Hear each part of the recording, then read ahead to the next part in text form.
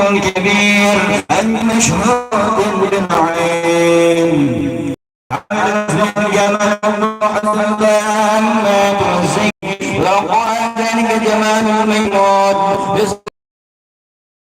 وما نزلنا ظلمه إلا وتمت